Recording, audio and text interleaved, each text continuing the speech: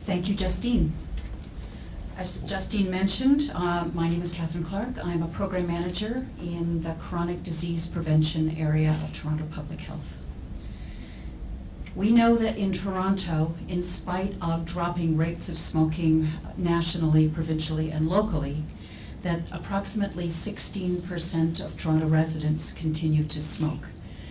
This actually translates into a number of something over 370,000 people. At Toronto Public Health, there are about 800 nurses that work in our organization as public health nurses, registered nurses, and registered practical nurses. And we know that we have a vital role to play in impacting that number of 370,000 people who smoke.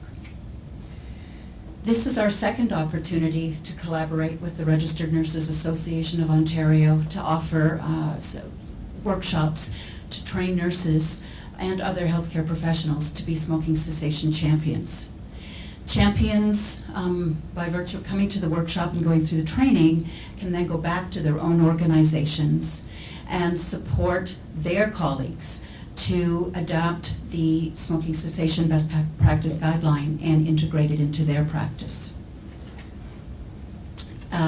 2 years ago, when we first undertook offering workshops in Toronto, our population of interest was pregnant women and parents of young children. And so we invited our own staff who work with this population and the staff of agencies with which we collaborate to provide service to this population in Toronto to attend our smoking cessation best practice guideline champion workshops. This time around, our focus, our population of interest is people who have chronic diseases. And so our outreach has been to, particularly to diabetes educators, as people who provide service to people with diabetes here in Toronto. And again, we've are inviting our own public health staff to come so that we can expand the network of champions within our own organization.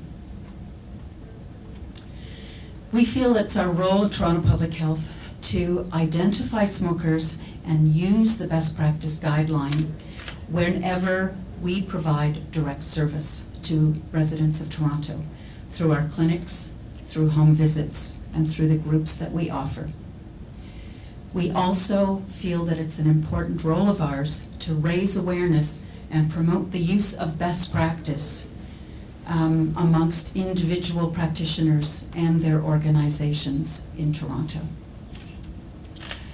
I'm going to turn the microphone back over to Justine for questions.